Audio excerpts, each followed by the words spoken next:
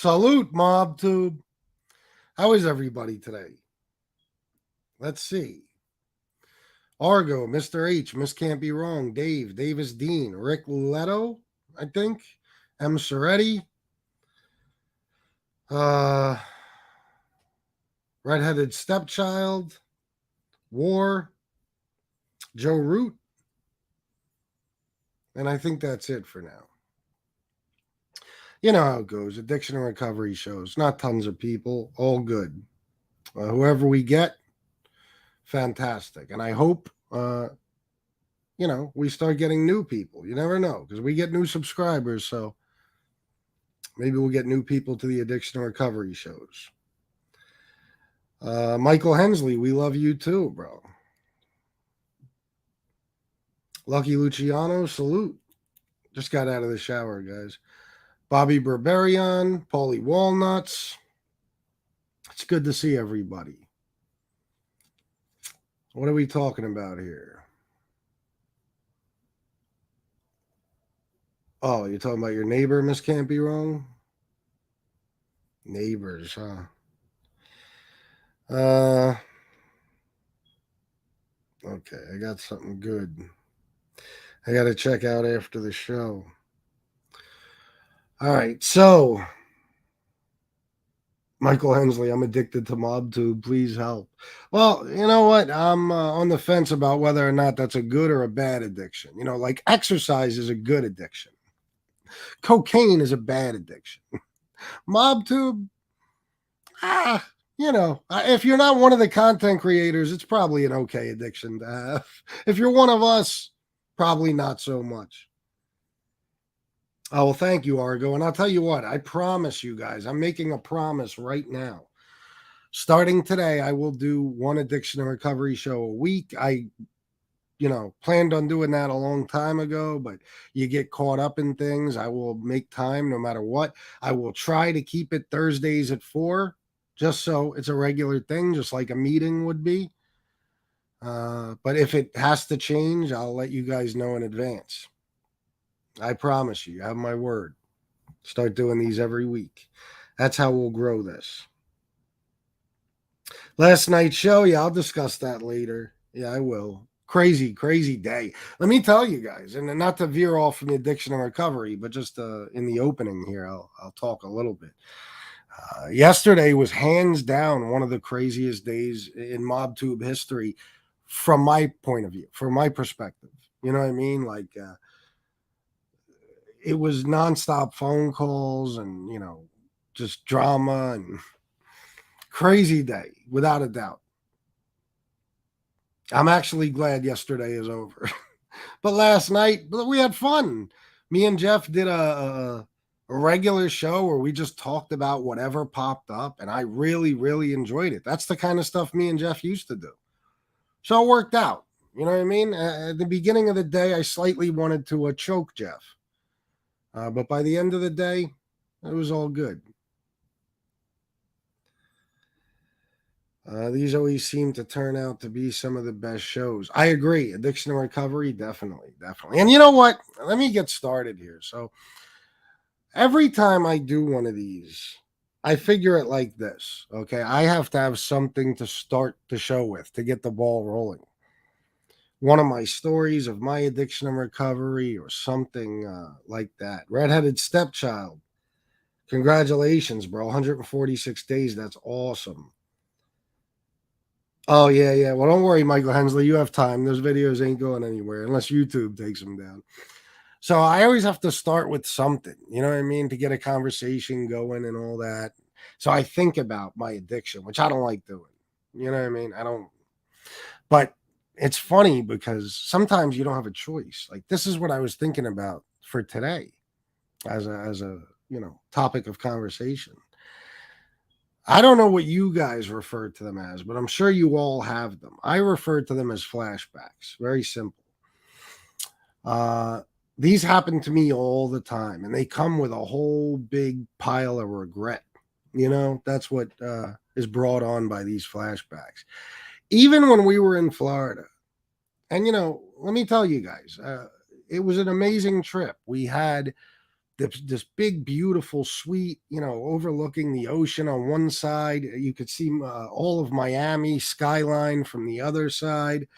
And then just the basically all the lights and stuff from the buildings in Fort Lauderdale. It was beautiful. Beautiful. We're on the 16th floor of a very nice hotel, and we were having the time of our lives. Me and Shanna got to be together every minute.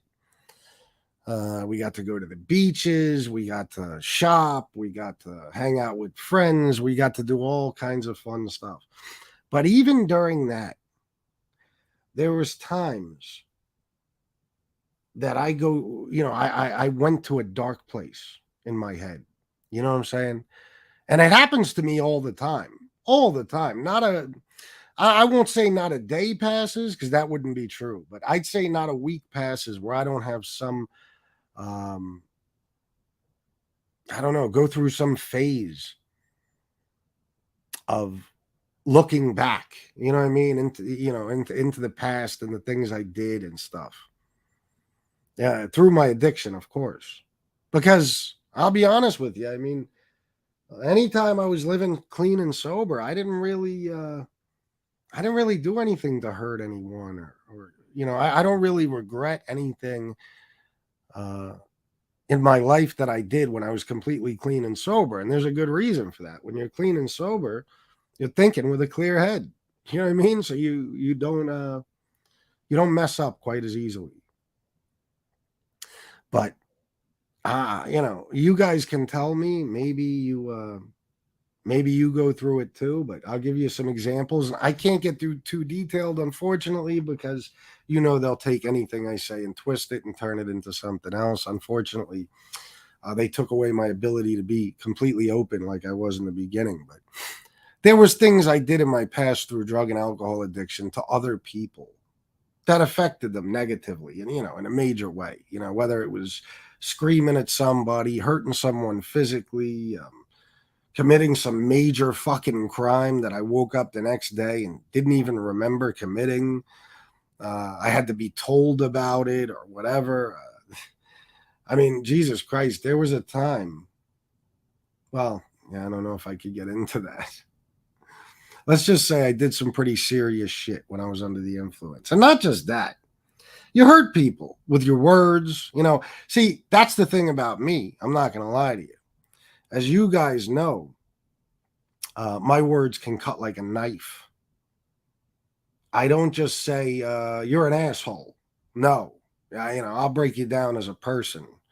I'll pick every single thing about you apart. Now, I'm not saying I do that to people in my life. I certainly don't anymore. But when I was under the influence, yeah. When I wanted to hurt somebody verbally, holy shit. I'm sure you guys can imagine how good I was at that. You know what I'm saying? Just from what you've seen from me on here. And not just that, other shit. Other shit. You miss occasions, major fucking important occasions because you're fucked up or because you got too high or drunk, and you're embarrassed to go around the fucking your family or the people you're supposed to be with at the time. Things like that. And you just hurt people. That's it. There's no other way I can say it. Whether it's something like that, not being for them, being there for them when they need you, or missing some important event, or just saying the wrong thing, being verbally abusive. There's a whole host of other things too. People having to see you in jail behind bars, and because of your actions. People having to, you inconvenience every fucking body. It's the truth, honestly. When it comes down to addiction and to some extent mental illness, you become this chore for everybody around you to handle in a way. You know what I mean? Like you're getting arrested. Oh shit! Now how many people got to come to your aid? We got to bail them out. You're sitting in jail. How many people got to take time out of their fucking day to come visit you, bring you fucking things? You're everything's about you. Because I'll give you an example. When I watch episodes of like Intervention and I see people who are hooked on heroin, for instance, if you notice, every single fucking person in their lives, from family to friends, their entire lives become about this addict trying to save their life, trying to keep them off the street, going into all kinds of debt, trying desperately to help this person financially. People having to hold interventions for addicts. They got to get everybody together. I mean, no matter what, you're affecting so many people around you. And these are things that you don't think about when you're in active addiction, because you don't think about anything but getting high or drinking. You think about yourself. That's it. And how you feel. You don't think about any of this shit, but that's the one negative. I'm sorry. That's the one negative to sobriety. It's the one downside. Once you get sober and clean and you got to think with a clear head, you got to start remembering all that shit. And you got to think, Jesus fucking Christ, what did I do? What did I do to these people? What did I do to myself? What would my fucking life be like if I never came across whatever your drug of choice may have been, or your first bottle? What would my life have been like? Holy shit, where would I have been? Well, look at the mistakes I wouldn't have made, the time I wouldn't have done, the people I wouldn't have hurt. But it don't matter. It don't matter, right? Because if don't mean shit. What if means nothing. What's done is done. You can't change it. But you also can't stop yourself from dwelling on it. Some people, listen, there's some real sociopaths out there who have no remorse for anything they've done in their lives, whether it's addiction related or otherwise. But if you're a normal, average person with a conscience, you're going to fucking have a lot of regret, and you're going to dwell on a lot of things from the past. Now, I personally have spent way too much of my life living in the past. I'm known for that. Okay, I'm always thinking back. I try not to do that anymore. But even when we were in Florida, at the strangest moments, like just out of nowhere, I would fucking start thinking about something specific I did to an individual or to myself, and I would just start dwelling on, holy fuck, the damage you've done, the destruction you fucking caused. And it makes you, to an extent, I don't want to use the word, but there's times when you just think about, you know what I'm saying? Because you don't want to live with that regret anymore. But it's hard. It's hard not to. How do you deal with that? You know me, guys. I didn't do AA. I never did a 12-step program.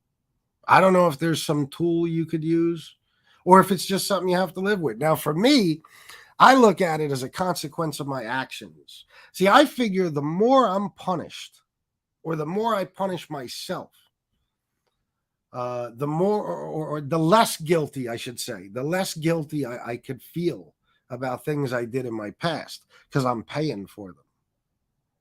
So in a way, as much as I dread those moments of fucking flashbacks and regret, sadness, depression, I look at it as my punishment.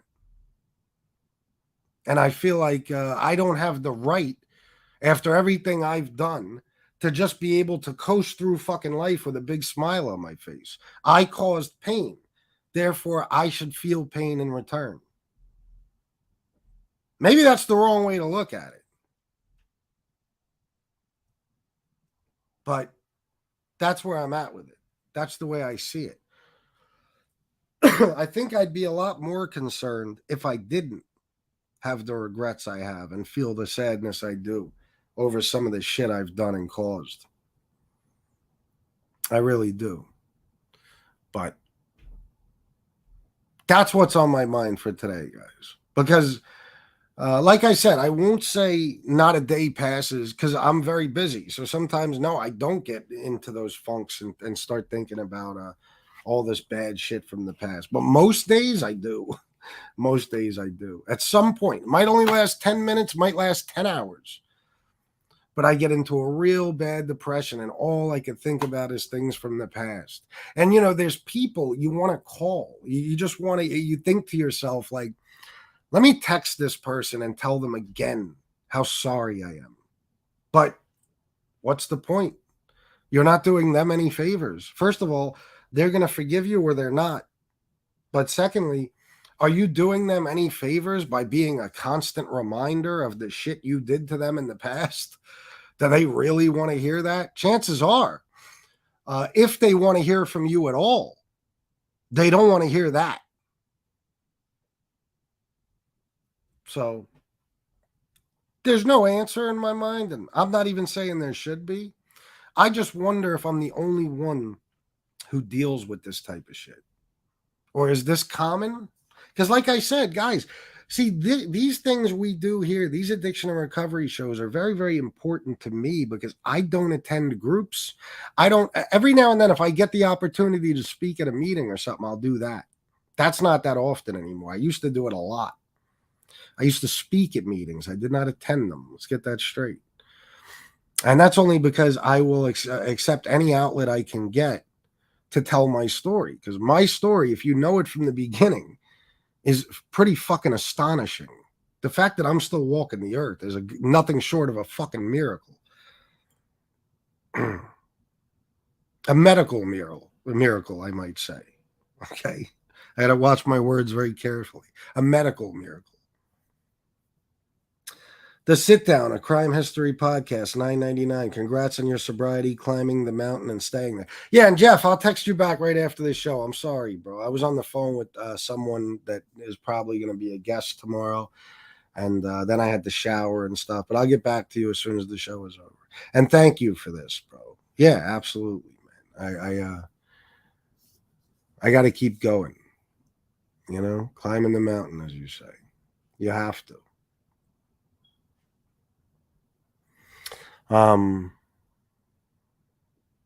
So anyway, I don't know, guys. I just wonder about this shit because sometimes it gets so bad. It gets so bad that it gives you really, really bad thoughts, Let me see. Let me see what you guys have to say.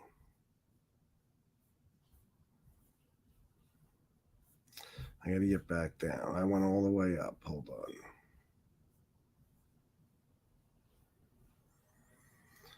on. Ugh. When I get mad, oh, okay, here we go. What's up, Lefty Guns Pool? How you doing, bro? Johnny the Greek, fuck them FBS. You know by now, true recovery is when you don't care what other people think of you. Oh, yeah, you're talking about me not being able to speak my mind as much. Yeah, thank you, Johnny the Greek. This can't be wrong. When I get mad, I'm dangerous with my words. People do anything around here to avoid it. LOL. Yeah, me too. I'm sure you can imagine. Now, listen, here's the thing. I'm going to be honest with you guys. My dad, for example, was vicious. Vicious. Okay. I didn't get as much as of the physical abuse. That was more, my brother. But verbal. If you wonder where I get this ability from to, use my words in a certain type of way to really do damage, it's from my father. That's where I get it from. And verbally. I mean, the things he would say. This is why I always said, if you watch 29th Street, Danny Aiello in that movie, certain things he says to his son when he's angry at him, that's the type of shit I grew up hearing. And listen, there's a thing when you tell a kid constantly, from a young age, that he ain't going to be shit in life, that he's a fucking, he's going to end up being a failure, things like that. This becomes reality for that kid. The kid will start thinking, wow, I don't stand a chance. My own father is telling me. how bad I'm going to be, that I'm going to be a bad person, that I'm going to be a high school dropout, that I'm going to be a criminal, that, things like that. And it becomes like a self-fulfilling prophecy. This is why you got to be very careful with kids. Got to be very careful. My daughter, through her whole life, no matter what she said she wanted to be, I told her, you can absolutely be that and you will be the best at it. I don't care if you said you wanted to be an astronaut, whatever. You got to be very careful the way you talk to kids. But anyway, I forget where I was going with it exactly. I don't know, but I'm assuming it was that, my dad, I get a lot of this from him. You know what I mean? He was pretty verbally abusive. It was not fun in the house. It was not fun. And this is a guy who never drank or did drugs. You know what I mean? Never. I mean, he might have a beer a year, literally, on like an occasion, but he just wasn't a drinker. Now, one time my brother was beaten half to death, and his lungs were punctured, his nose was broken, I think his jaw was broken, his ribs. I mean, he was fucked up. And he was basically dying in the back seat of my mom's car while she was rushing him to the hospital. And that night, I saw my dad wasted because he was going after the guy who did it. The police had to stop him when he got to the guy's house. But, I don't even remember why I started this. But what I'm saying is, I know I know how much damage, verbal abuse can do. Just what you can do with your words. You know what I'm saying? And that's why, uh, when my dad finally decided to leave and stuff, I wasn't shedding any tears. You know what I mean? It was pretty fucking brutal. And that's where I was going with this. I did take after him for a while. I would snap on girlfriends, nothing physical ever, but I would say horrible fucking things. This is when I was a young man, a teenager and stuff. You know what I mean? Friends. Oh my God. I would just fucking tear them up verbally. You know what I mean? I fuck anybody. I was fucking, I was very violent. I could not control my fucking temper. I could not control my temper. But I did snap out of that. As soon as like my daughter was born and I settled down with her mother and all that shit, I calmed myself down a lot. Since then, and I'm talking about that's 20, 21 years old. Since then, I'm very, very, I don't even really, I don't get hot headed like that, like with anybody I love or anyone around me. I'm the type of person now that if you, and I'm talking about when I was clean and sober, I was able to control myself, of course. When I was just a normal person doing my thing, working and shit. But now I'm the type of person, I will not fight with you. I will not fight with you. Like I'm talking about verbally. I can't stand screaming. I dealt with nothing but screaming as a kid. I can't stand it. If you scream at me, I'd rather you punch me in the face. Like I have lashed out and hit people over people screaming at me because I blacked the fuck out. That's why I fucking tell people, just don't do that. I can't stand screaming. But I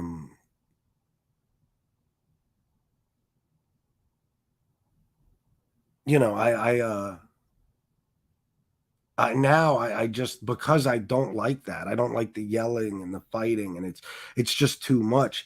If I'm in some sort of verbal battle with somebody, or I'll just walk the fuck away. Like me and Shannon will never have that type of fight because I won't fight with her like that. I'll walk the fuck away. I'll go do something. I'll calm down, and then we'll discuss it later. You know what I mean? But I won't fight with you. I stopped doing that a long time ago. I had a fucking girlfriend for 3 years where she loved to fight. She loved it. And I would just walk the fuck away from her. I would just go get in my car and go somewhere. Whenever you're done, call me. I'm not fighting with you. But I didn't used to be like that. Especially when I was drunk and sober. I'm sorry, drunk and when I was using drugs and drinking, I used to get pretty bad. When I was normal, I could control myself. But when I was using, I was a fucking vicious motherfucker, man. I was vicious because I was violent. And if I couldn't put my hands on you, I would just chop you up verbally. That's the way I was. And that's why sometimes I look back at some of the things I've said to people as well, not just things I've done, problems I've caused, stress, stuff like that, but things that I've said to people that are just fucked up that you can't take back. There are some words that just you can't take them back. You can't.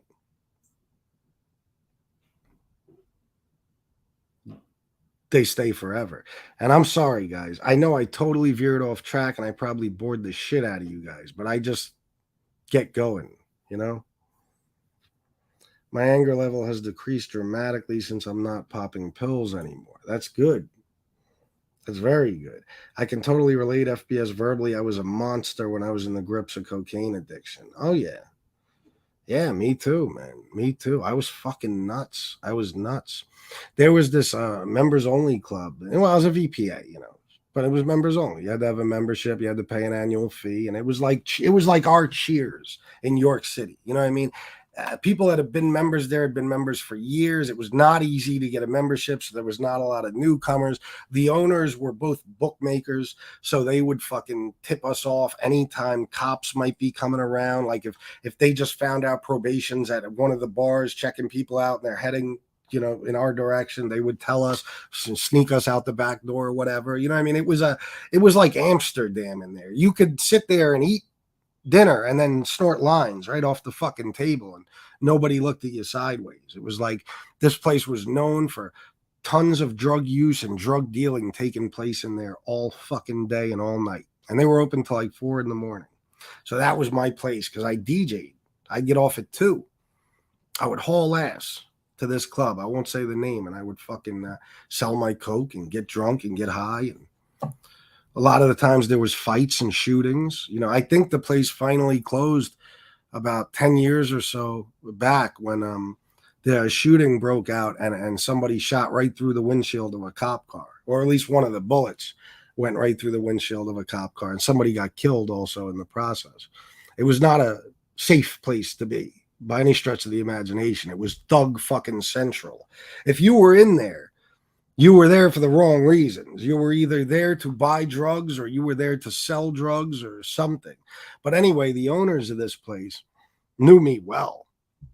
And they saw me getting many, many fights. Now, they loved me. I spent a fucking fortune in there. I mean, they used to call me and this other guy, Marty. Marty was one of the biggest drug dealers ever to hit York City. Guy was selling bricks.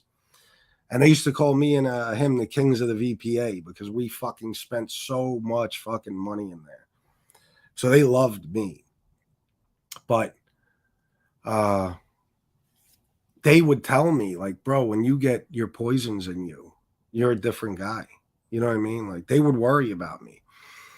They saw me do all kinds of crazy shit. Hit somebody with a fucking chair one time because he tried to buy my girlfriend a drink. All kinds of crazy shit. I was always getting in fucking fights with people. Once I'd get drunk, I would start fights. I just wanted to fight. I was fucking violent. You know what I mean? And they knew that I had been under investigation for a couple of pretty serious things. So they were, they loved me, but they kept an eye on me just in case. But they said it best, Chris, you're a great guy, man. But when you get your poisons in you, bro, you're a different man. And they were right. Rainy days remind me of shooting dope, which is nuts. I was addicted to the whole process, getting the bags, preparing it to shoot, saying it was my last time once I was high. Yeah. Well, it's that ritual too, man. Like you said, the process, it's that ritual. But no matter what your drug is, it could be fucking alcohol, it could be coke. Everybody's got a ritual, you know? Oh, okay. I just want to well, I'll make an announcement later. Actually, I'll do it now. Fuck it, real quick. I will be having a guest on tomorrow. A matter of fact, we'll play a game as I read some comments. I will be having a pretty high-ranking ex-member of Cosa Nostra on here tomorrow who's never been on my show. So maybe you guys can guess who it is. I think you're really, really going to like this show tomorrow at 4. Let me know if you think you know who it is. And then when you start crashing the worst of it comes out really. Oh my God, yeah. Oh, the depression you fucking fall into. This is what, makes people suicidal when they're coming down and shit. Absolutely. Christopher Capello, it's all about getting fucked up at the most inappropriate times. LOL, like the night before you got work in the morning. Oh, without a doubt. Yeah.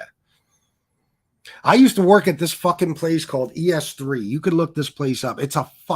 I'm telling you, every day working there is like physical training. It's like boot camp. It's the most physically demanding job I've ever seen. They have a 99% turnover rate. They literally hire 100 people a week, and they rarely keep one, but every now and then they do. That's no bullshit. This is known in this county and surrounding counties as the most difficult job, but you can make a fucking fortune. It's incentive pay. And you can, the guys that have been there for years, they're all driving Benzes and fucking, Beamers, and they got, they're bringing home $2,500 a week. It's unreal. I mean, you could easily make $40 fucking dollars an hour there and work as many hours as you want. But I would go home from there and I would fucking break out some Coke and start getting high. And then I didn't want to drink liquor because I knew I'd be too hungover the next day. So I would go get fucking beer, like 2, 3, 6 packs, whatever.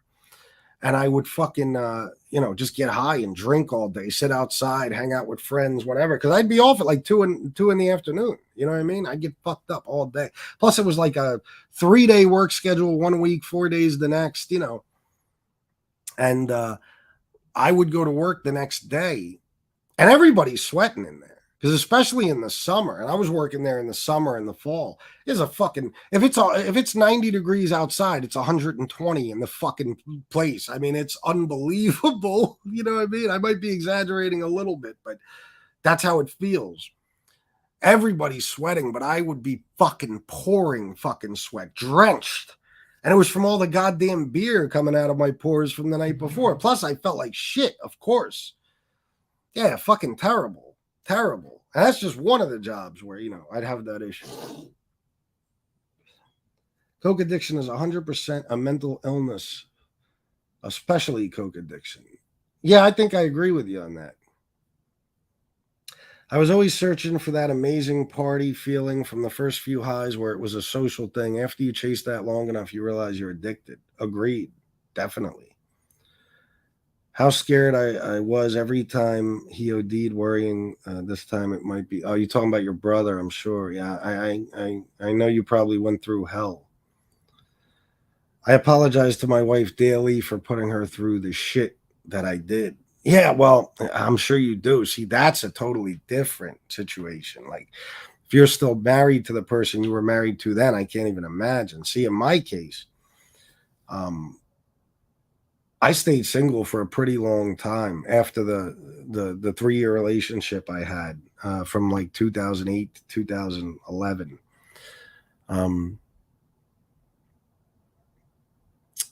But Shanna, obviously, my story with her. She's never seen me under the influence, and I've never seen her under the influence. And I think that's why we're a happily married couple, because let me tell you, it would only take once. Like, say when we were in Florida or something, I slipped up and got drunk. That'd be it. Shannon would have flown home without me. I'd probably be in cuffs or something because I would have done something stupid. At the very least, I'd be single now, okay? Because I'm not a fun drunk. I'm not. And drunk comes with everything. It's not like, oh, well, what if you just did some coke? Can't just do some coke. If I just do some coke, then I just do some drinking. I have to. You know what I mean? The two go together like fucking cereal and milk. There's no doing one without the other. So, yeah, I'm fortunate enough that Shanna is one person I don't have to apologize for past, mistakes or just plain old fuck ups. Yes, Mustache Pete, you got it. I'm happy it's clean now. You just said something I had to just say to my mother. Stop just thinking about yourself. Yes. It's the truth, man. It's the truth, bro. There's, sometimes we become a fucking burden to the people around us. And just that alone will fucking bring on lifetime regret. You know, where it's like, fuck me, man. Look at all this shit people had to fucking sacrifice because of my bullshit. Because I was just worried about my fucking self. Now we're in our addiction, so we don't even realize we're being selfish when we're in our addiction. But we are. You know what I mean? The whole fucking everything around you is about you. So you're not doing anyone any fucking favors. You know what I mean? It's and that's one of the things that I look back on some of that stuff and I think, Jesus, man, you know, how many fucking people lost sleep every fucking night because they didn't know what I was out doing, or if I was home safe, or if my heart just stopped from a fucking massive amount of cocaine, or if I'm gonna wind up with cirrhosis at 35 fucking years old. You know what I mean? It's tough. Walt Liquor, I was clean for mostly everything besides heroin. I didn't do anything else. I wouldn't spend a dime on anything else. Food, even. It was a nightmare. I'm sure it was, bro. But congrats for doing good today. Sean Campbell, yo, what up, FBS? I've been struggling with addiction my whole life, bro. I'm sober now, but went through hell to get there. Anyways, I'm curious, bro. Deep down, do you honestly want to be sober? Yes. Sean Campbell, I can tell you 1,000% yes. Not only do I want to be sober, I need to be sober. But yeah, I want it because, listen, I got 40 months now, okay? 40 months of not having a single day where I had to wake up and try to remember what the fuck it was I did the night before. 40 months of not being arrested. 40 months of not alienating anybody in my family or hurting anybody verbally, physically, or otherwise. You know what I mean? That means the fucking world to me. Listen, we were in Florida again, and I told you guys the first trip we took. That's a test, man. The first night we went to the Hard Rock, and it's just liquor every fucking where. Oh my God. I even told Shanna, I just want to fucking drink so bad right now. But I know what'll happen if I do. If I do, I lose everything. I lose everything. Like, listen, guys, I've said it before. I'm far from wealthy. But me and Shanna are truly established. We have everything we need and want. And I haven't been in that situation in a long, long time. You know what I mean? And it's only because of my sobriety. Because if I fuck that up, it all goes away. You know, Shanna had some issues, not really with addiction so much, but financial and stuff. When we met, we kind of saved each other's lives, and we talk about that all the time. So I could easily destroy it all just by, you know, some momentary fucking, I don't know. I don't know what the word I'm looking for is. Lapse in judgment, I guess. You know what I mean? I decide, well, I could just drink today or something. And then, you know, it only takes once. I drink today and I snap because I'm an angry drunk and I wind up hurting somebody. Then guess what? I could have thrown my whole fucking life away. Or I say the wrong thing to my wife or insult her in some way. I could destroy the relationship. You know what I mean? I could come on here and fuck up and get my whole channel taken down. And now I've lost my job. You know what I'm saying? There's just too much riding on my sobriety. Too much. So yeah, I truly want to be sober. I'm glad. I mean, if you're asking, do I ever fucking wish I could just go grab a bag of Coke and a bottle and just fucking, you know, throw on the TV and sit in this little room and get fucked up all night? Of course you think about it, but I'm not going to do it. It's not worth it to me. Not. Plus, I've done so much. You got to understand, my addiction was deep and long. I fucking for years, I was doing massive amounts of cocaine a day, drinking constantly. Even my business, my DJ business, was just another way for me to get paid for getting fucked up. Same thing as drug dealing. You know what I mean? You don't just support your addiction, you profit. Well, when you're a fucking DJ, guess what? Everywhere you go, there's going to be cocaine. There's certainly going to be alcohol. Certainly. But I remember when I would go DJ at certain clubs just for an occasion, like somebody would want me to DJ a big club just for 4th of July, something like that. And I would think, oh, I got a night off. I even told the story about this. And then the DJs from the radio station I was going to be on would come in. And the first thing they would do is lock the door to the DJ booth and start cutting out lines. You know what I mean? So even that, I did so much that I know now finally that I'm not going to ever get that first time feeling back. It's not going to be a good experience. You know what I mean? It's not. And it's not just going to be a one-time thing. I already know. I already know the outcome. I don't even have to try to find out. So what's the fucking point? You know what I mean? Plus, listen, I made promises. And I intend on keeping those promises.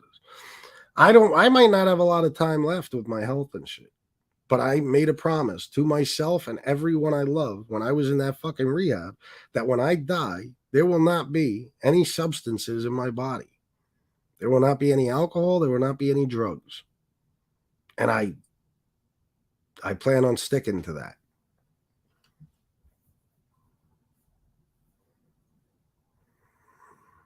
Oh, because you struggle with that question, bro. No, I understand, Sean. I know. Especially, listen, you got to remember, see, I don't know your situation, Sean. I have a very good life. I mean, let's be honest. I have it made. I have a beautiful fucking wife. I'm okay financially. We got a pretty nice home. I got all the possessions I want. I'm able to take care of my mother, so I know she's here safe and sound. I got a good relationship with my daughter.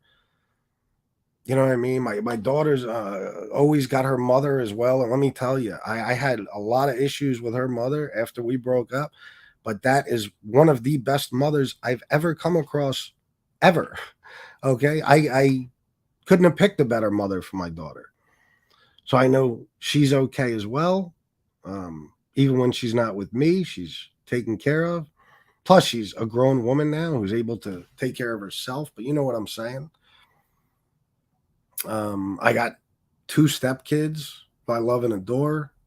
I have great relationships with. So for me, it's easy to stay sober. See, that's another thing I feel guilt over. Like, Sean, I don't know your situation, but if I was not in this position, let's just say I was living by myself, I didn't really have a girl, I didn't have much of a social life, would I want to be sober then? Probably not. No. Would I stay sober then? Probably not. I would hope so, but I don't think so. I see, I have happiness, and that's my high now. It's my high. It's my high to wake up and see Shanna. You know what I mean? See my mom. You know, every time my mother walks out of her bedroom and goes to use the bathroom or goes down to the kitchen, I feel a fucking relief because it's like it's another day that she's here. You know what I'm saying? So I have all that stuff. I'm very busy. I have this. It's a big help. I've made a lot of friends. You know, it's all good shit. So, of course, I want to stay sober because look at everything I've gained since I've become sober. You got to realize before I walked into that rehab, I was working a 3rd shift job at a motorcycle fucking factory, living in a goddamn hotel, struggling to not only pay my own way, but to pay my mother's, half her rent and car payment and all that stuff and hold everything together. And I would spend my nights off fucking drinking and snorting myself fucking stupid and wanting to die. I was fucking 1000% suicidal. I tried on several occasions to end it all. And now I'm so excited about life. I don't even like going to bed at night. You can ask Shanna. I stay up until it's to the point where, okay, you have to go to sleep because I'm always immersed in something, whether it's fucking around on my phone, playing a video game, doing some YouTube shit, watching a movie. I'm excited about life. When I go to sleep, I can't wait to wake up. It used to be the other way. I used to go to sleep wishing I wouldn't wake up. But if I was in a different position, and trust me, I get scared. Everybody faces tragedy, and I'm going to face some in my future. How I'm going to handle that, I have no fucking idea. But how I handled them in the past, totally wrong way. Getting high, getting drunk. I fucking ruined myself. Look what I did. I'm a 2-time felon. I've destroyed my fucking health. Destroyed my health. I ruined my heart, for fuck's sake. I have all kinds of other problems, health-wise, from my addictions and flat out genetics, but mostly from addiction. So, now to be able to live clean and sober and know that whether I have 1 year left or 40 years left, I'm going to live it to the fucking fullest. That means everything to me. Everything. And one drink can fucking destroy that. Destroy that. So easily. So fuck that. When all these other people, and I don't want to get into the mob tube stuff, but when all these other people talk about, they try to accuse me of things, Stacks will say, oh, FBS isn't clean, MRE, they'll say gabapentin is a drug, ridiculous things like that. Of course, they want to take that from me because I've done something they can't do, many things. But the bottom line is this. I'll tell you how to know if I'm using. You won't see me no more. And if you do, you won't see me like this. You'll see a different FBS. And you also won't see me taking random trips to Florida for a week and being able to buy my wife beautiful things and living a good life and being financially stable. No, no. If you're still seeing FBS, you'll be seeing a different FBS. Because when I was using, I was not this person. I was not this person. You can relate to everything being said right now. That's good to hear, Jason. I'm glad, bro. I'm glad, man. That's what these things are all about. That's rough, bro. You good now, though? Yeah, man. I'm trying. It's good for me to remind myself. Yeah, bro. You got to sometimes. You quit cold turkey. Holy shit. Good for you, bro. I don't know exactly what your drugs of choice were, but some things you're probably talking about coke. I give you props for that.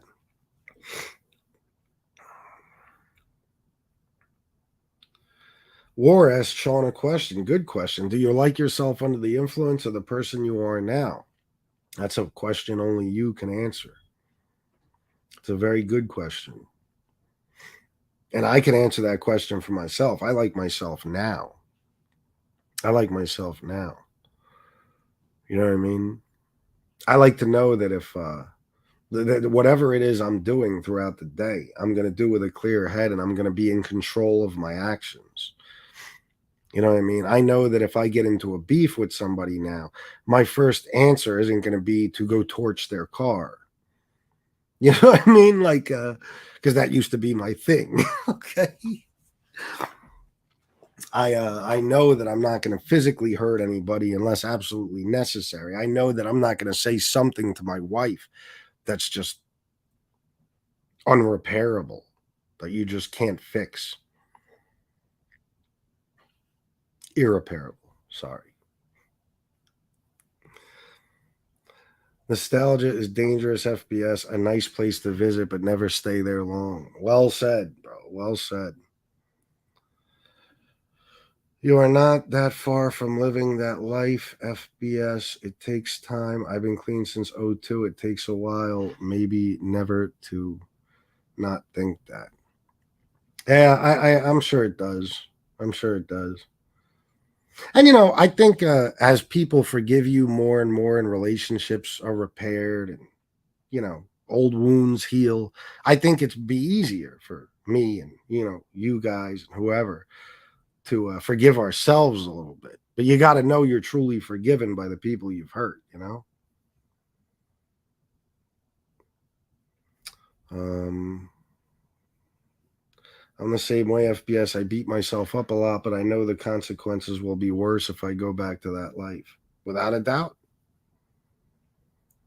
I'm glad to hear that, Chris.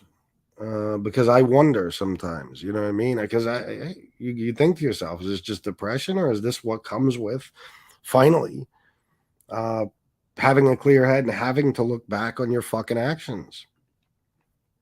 The Sit Down, a Crime History Podcast, 9.99. Oh, I'm sorry, I read that. I went back to the through the comments. My bad, guys.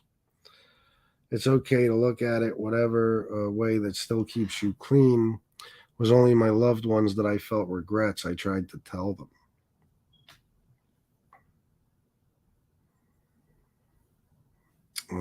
Let me see. I want to make sure I don't miss any important comments. That's why I was going back through. Oh, all right, Don Berlin. Good to see you here, buddy. FBS, listening to you talk about your old man gives me chills. Mine was the same. My brother was older, so he got more beatings, but I got most of the verbal abuse. It was next level. Yes. That's exactly my situation, Joseph. Absolutely. Yeah. I got mostly the verbal, but boy, can verbal fucking hurt. Oh my God. Oh my God. That's why I was so careful raising my daughter. You know what I mean? Because even things I would say to her mother, or people around me that she would hear me say, I know the kind of fucking psychological damage verbal abuse can cause. Seriously. I mean, especially in a child. You're fucking a kid up for life. Whatever you tell that child about himself, when he's really too young to think for himself, he's going to believe. He's going to grow up believing that. Without a doubt. There's no question about it.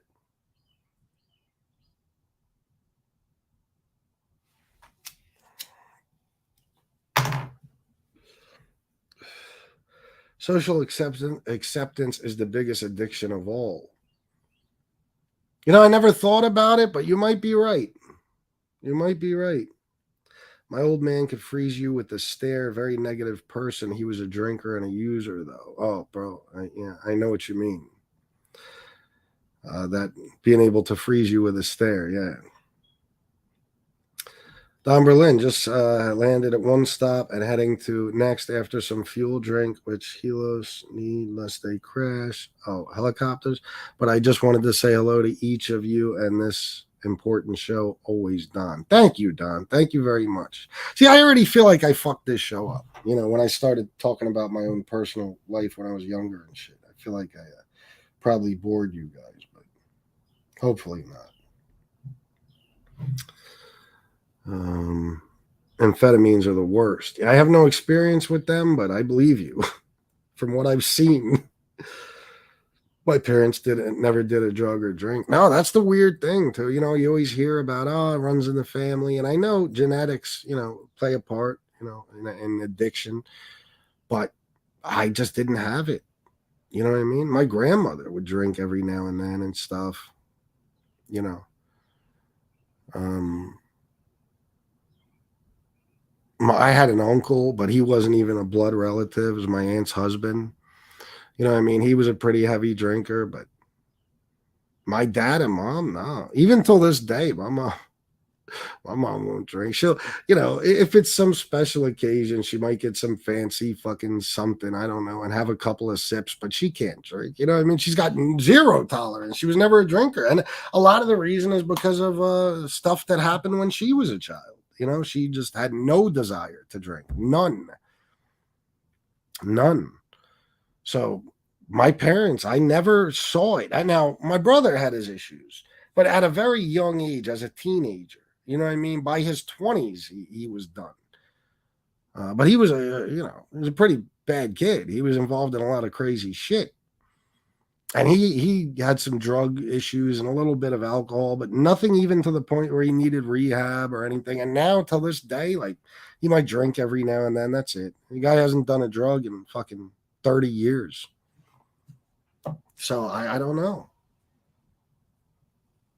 Me, I just I don't know what happened. That's the best way to do it, Miss Campio. I'm the same way. Yes, I'd rather never speak to you again and do you the favor of not having to deal with what I may say or do to you. If I get that angry, it's like, you know what? Let me do us both a favor and I'll just walk away from you, even if that means forever.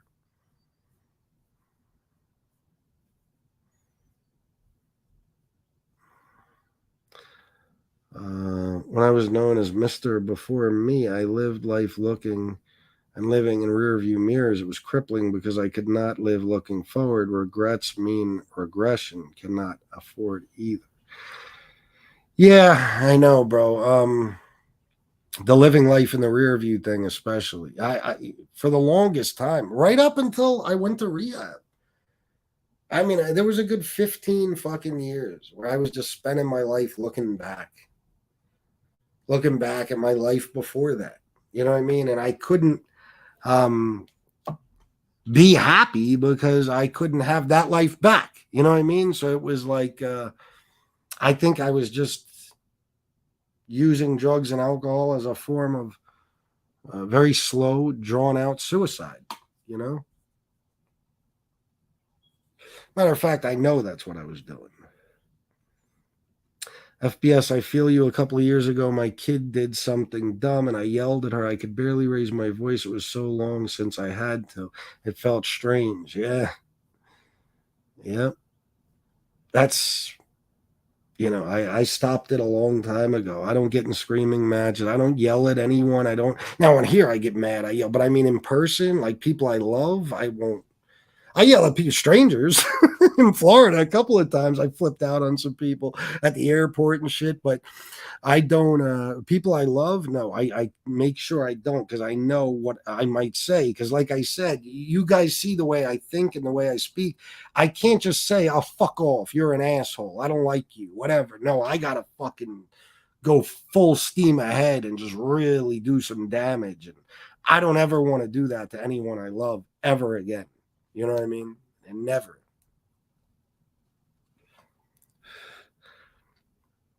6 months sober and clean, 6 months last week. Ah, congrats, Jeremy. That's great, bro. The Sit Down, a Crime History podcast. I will say, ever since I lost a ton of weight, I am not as big a prick. My anger is gone for most part, too. When I was a fat fuck, I was a total dick. No, bro, I understand that, Jeff, and it makes a lot of sense, too. First of all, you probably feel better physically. I guarantee you do. You know what I mean? So feeling like shit all the time, especially when you're really heavy, you get sick a lot. You just don't feel well. Uh, in everyday life, it's going to make you angry, cranky. You know what I mean? And not only that, but I'm sure you got a whole ton of confidence back, or maybe newly found confidence you never had before. So you're more relaxed. You don't feel like doing damage. But when you're miserable, whether it's from being overweight, whether it's from being a drug addict, whether it's from your depression, whether it's from a breakup you just went through, you want to fucking make people suffer, and you don't give a fuck. We see it from the other side all the time. Miserable people. Misery loves company. Miserable people want you miserable. The wisest words I ever heard from John Gotti was when he said, when Mary loves Jane? Mary loves Jane when Jane has cancer. It's so true. It's so true because most people, they want to see you fail. They want to see you not do well, and they can't stand seeing you succeed. It's very true. Because misery loves fucking company. Oh, Cinnamon Muff. Good. Glad you stopped in, bro. Yeah, Josie should be listening. You're fucking right. Jason, that makes me feel good, bro. I'm glad, man. I want it to be therapeutic for all of us. Tell me you got Sammy coming on. John Alight, Danny Trio, Anthony Raymundi, Bobby Luisi. Holy shit. Did anybody? Wait a minute. I'm going to go. I don't think anybody got it. Fuck, except for Mustache Pete. He texted me.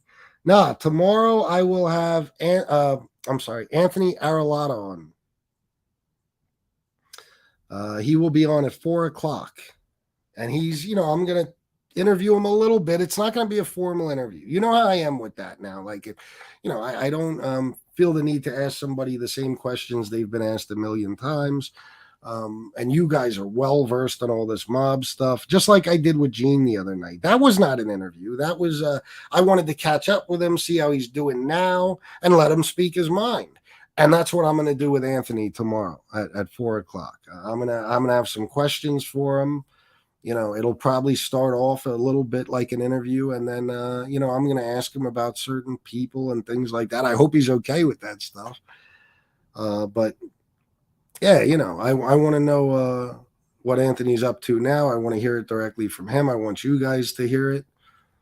And, hopefully I'll have some very interesting questions. As a matter of fact, I'll tell you guys what. You guys got questions for Anthony Aralata? Email them to me. Or if you got my number, text them to me. Okay, questions you might want me to ask. This way, if I don't get to everybody in the chat, you know what I'm saying? Because he said he's an open book. He'll answer whatever we have to ask. So it should be good. Now, let me go back up here. Rainy days. I hear you there, Walt. Oh, what did Walt say? Let's see. I get offered muscle relaxers all the time from my doctor for MS. I always turn them down. My old self would slap me around. Yeah. Oh, bro, my doctor's offered me benzos not that long ago. I'm like, what are you, fucking crazy? Okay, no thanks. Whiskey makes me so mean, I don't touch it. I never got into drugs, but after I lost my dad, I went crazy. Yeah, I wasn't a whiskey person, but hard liquor in general made me mean. And I'm sorry to hear that you lost your dad. And yeah, that will, things like that, tragedies, loss, they will bring you right back into your addiction or make your current addiction worse, or they will certainly cause you to develop a new addiction you never had before. And can you really blame people? I mean, I never believed that you should judge anybody for how they handle their own pain, even if you know they're doing it the wrong way. You are not feeling their pain. Who are you to tell them how they should cope? How do you know that if that person doesn't take a drink right now, that his alternative isn't blowing his fucking head off? You know what I'm saying? So I never believed in pointing the fucking finger at somebody and saying, oh, you're wrong for this, you're wrong for that. No, just be there to support them. And if you see that things are getting out of control, reach out and help. Do the best you can.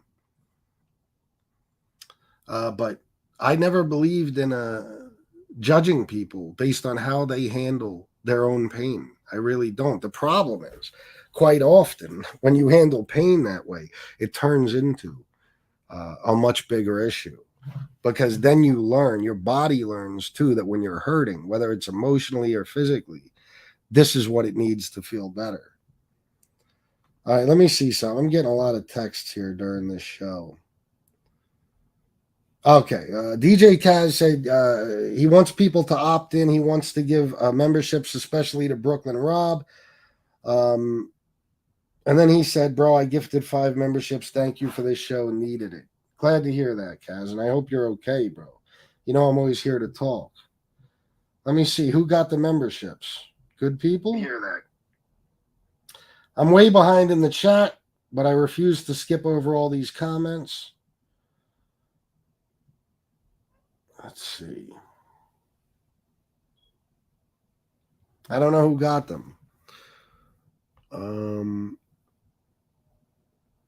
FBS, isn't that a terrible feeling when you catch yourself talking like your dad? That's why we are kind and thoughtful, bro, because our dads were the total up. Oh, yeah, of course. And I'm not saying my dad was a horrible guy, but he made a lot of fucking mistakes.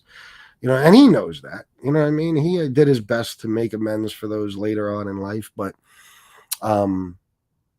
I made myself a promise once I found out that my girlfriend was pregnant. I promised myself that everything I did as far as raising my daughter would be the opposite of everything my father did, with one exception. My father was a great provider, and he always made sure financially we were taken care of. But as far as the way he spoke to us and things like that, his temper, he would fucking go berserk and destroy the house. I mean, the house in Queens on the day of my communion. On the day of my communion, he fucking he went berserk. He got in a fight with my mom. He destroyed the fucking house. I mean, there was holes in every fucking wall. He broke picture fucking frames, mirrors, you fucking name it.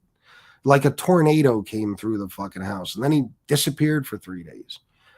You know what I'm saying? And things like that. That was the day of my communion. So I promised myself that I would never show my child that type of temper. You know? And I would never hurt people with my words, people that I love. People that I hate, you already know, but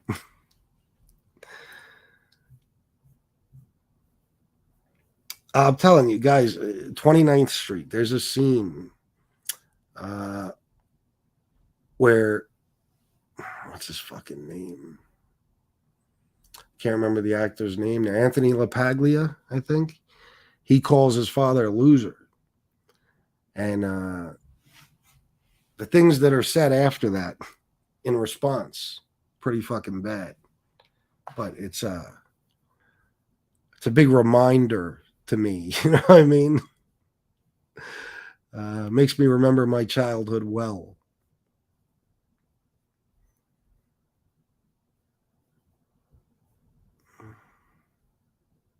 Hi, second chances. Wait a minute.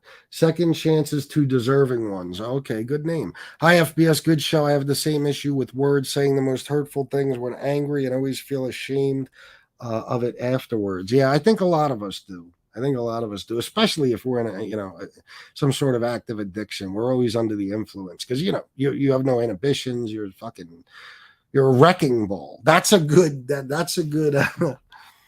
description. That's how I used to get. I was a fucking wrecking ball. I destroy everything in my path when I was fucked up. You know what I mean? During my years of being clean and sober, they were few and far between, but they were there. I was mild mannered. I was fairly calm. I knew how to control myself. Like I said, since I was 20, 21 years old. But when I was using, holy shit. People think you can't tell they drink. It's always coming out of your pores. Oh my God, yes. Oh my God. Yeah, I know. It's the funny part. People always think they can get one over on you. You get the same thing with heroin. You catch somebody who's quite obviously high on heroin and they'll tell you, oh no, I'm just tired. I haven't gotten enough sleep. It's like, come on, bro. Reliving Gill, $10. I know you don't want donations for these shows, but this is for reaching and trying to help. You never know who you will reach out to and say the right thing to change their life. Well, thank you, Reliving Gill. That means a lot to me. Yeah, and listen, that's always my hope for these shows. That's always my hope for these shows, is that somebody gets a comfort from it. And I feel bad about this too, because this should be my biggest responsibility on here, should be to make sure I hold at least one of these shows every fucking week. And I'm going to stick to that from this day forward. I promise you guys. Every fucking week, we're going to have one of these shows. Because that's what I should have been doing the whole time.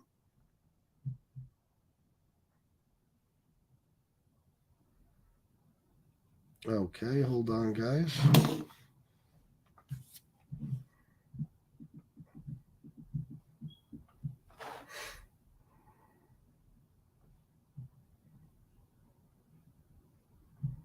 Let me just shout this out. $10 from Antonino. Just got through watching last night's show. Oh, fuck me. I lost it. Hold on. What happened? Just got through watching last night's show. I had to get off last night just before Jimmy. Great second half with you and Jeff just talking real crimes, etc. It deserves a mention, Antonino. Thank you, bro. I'm glad you enjoyed it. I thought, we might have been boring you guys to death, but it seems like everybody enjoyed it. Me and Jeff certainly did. And thank you for the $10, bro. Chicken Hawk Lee, what bothered me most about my past use was seeing all the people I grew up with doing well in life when I continued on using.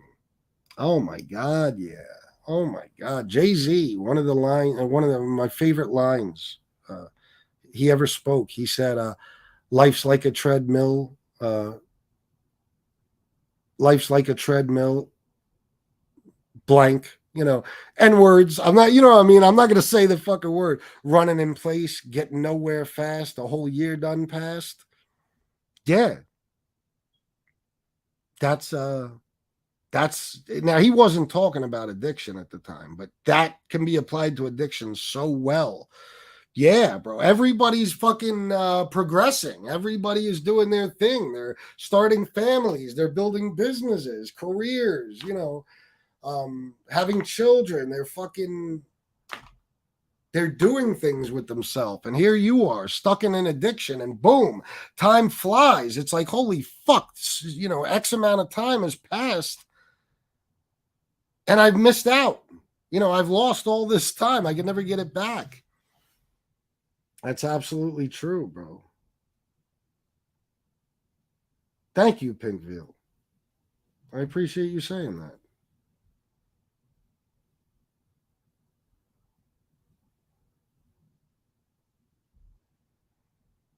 Oh, yeah. I just saw your message was that yesterday? I just saw that too. Give me 1 second, guys. I got to do something.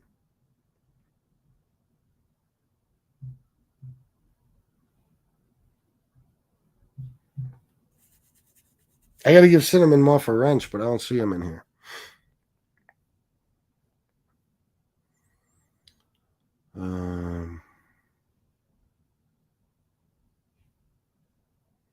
Struggle with anxiety, was on schedule 5 and 6 drugs for anxiety. Well, anxiety is no joke. Yeah. And sometimes the only answer is fucking medication. It'll ruin your life. Now using a herbal natural product which helps a lot. That's good. That's good. Any kind of alternative you can find to pharmaceuticals, it's good.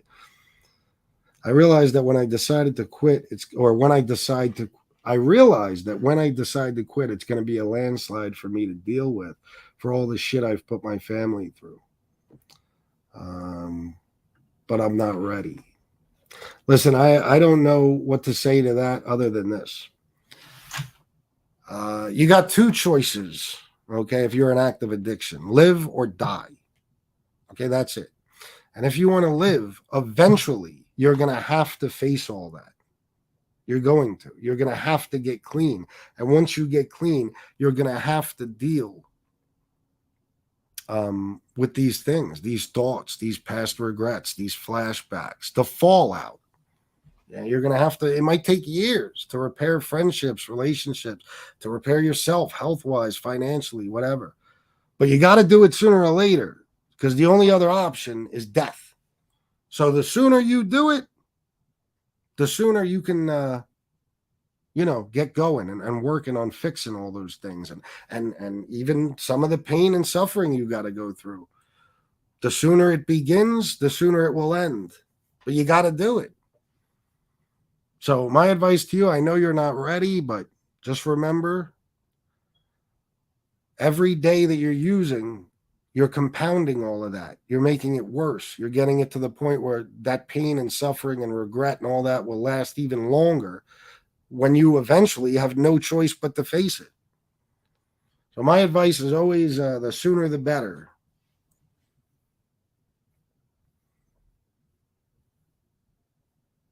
Let me see. Starting to work my way down.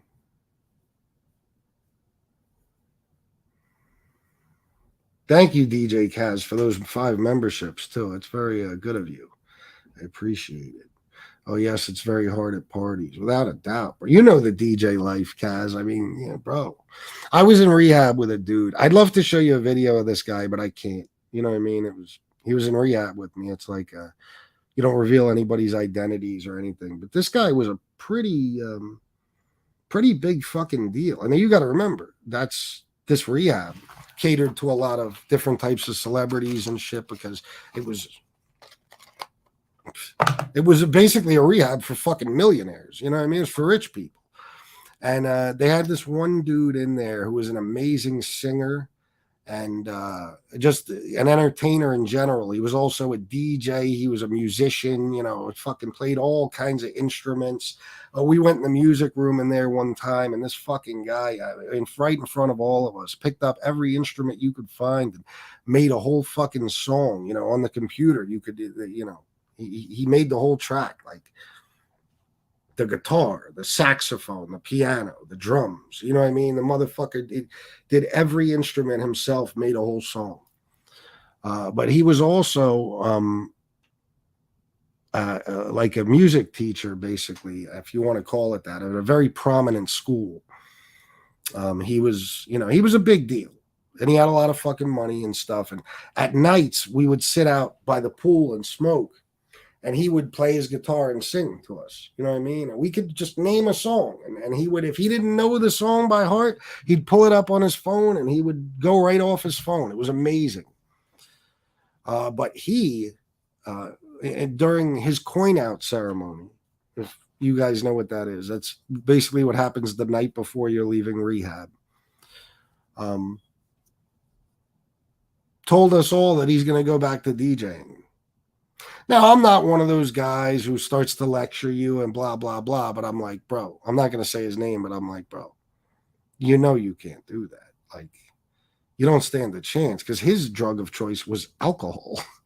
And he was a club DJ and an event DJ. And I was like, bro, you can't do that, And he said he's doing it no matter what.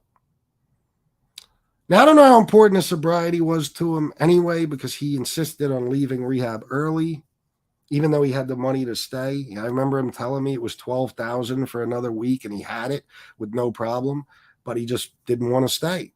So I don't know. Maybe he planned on relapsing. I did stay in contact with him for a few weeks after I left, but that's about it. So I don't know whatever happened to him. But if you are in addiction and recovery, or if you are in recovery from addiction, and you hold some sort of job like that, or if that's your business, it's going to be hard. I'm not saying it can't be done, but it's going to be very hard, especially if your drug of choice is alcohol. Kevin Fahey, 449 super sticker. Thank you, Kevin. Now, one thing I'm not one of those guys that will tell you, you can't be sober unless you do this, or if you do that. No, because you know what I hear all the time? I'm an atheist. You can't be sober without Jesus in your life. There's no sobriety without God. Bullshit. Yes, there is, and I'm living fucking proof of it. You don't need God. You don't need a higher power. You don't. I'm sorry, guys. You don't. You just need to fight and believe in your fucking self. That's it. Now, if some people feel that that's what they need, cool. I don't knock them for it. But when they're pointing their finger saying you need it too, no. And just like I can't say that, no, bro, there's no way you could DJ and stay clean and sober. I'm just saying it's most likely not going to work. It's most likely not going to work. But I can't stand these people. Like, there was a girl on my Facebook that she had this. It was so fucking weird. We only knew each other through Facebook, but we had the exact same sober dates. So we would post, 3 months, 6 months, 9 months, whatever. And I remember when she got to the year mark, she gave this whole little speech in text, of course, about how there is no sobriety without God. If you don't have your God in your life, you're going to fail. And I said, you know what that is? That's AA talking. That's AA talking. You were brainwashed into believing that, because, like I said, my honest opinion on AA is that it's just a recruitment tool for the church. Okay, that's why I'm not a big fan of it. If it helps people, use it. But when I heard her say that, I had to respond. Or when I read her saying that, I was like, no, don't give me that horse shit. Okay, not true. Michael Hensley, you're a good man, FBS. Don't ever forget that, brother. Thank you, Michael. I don't agree with you, but I would like to think that way.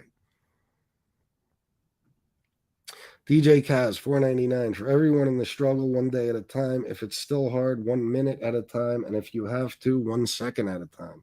Absolutely, DJ Kaz. Thank you for the $4.99 and for buying those memberships. And yeah, it's the truth. You just do it however you have to do it. Whatever helps you. Whatever helps you get through. You know what I mean? Like, listen. There's a lot of people on here that want to knock people for being on subs or on methadone. And listen, I don't know how I feel about if you're on one of those, you know, the maintenance medications, we'll just call them. I don't know how I feel about whether or not you're clean and sober if you're on one of those. I don't know. I've never been in that situation, but I do know this. It's better than heroin. Okay. It's better than pills, too. If that's what it takes you to stay off those things, sure. Why not? You know, that's just the way I see it. If you can eventually get off those things, methadone, Suboxone, whatever it may be, I think you absolutely should. But whatever it takes you to stay clean and sober, you should do that.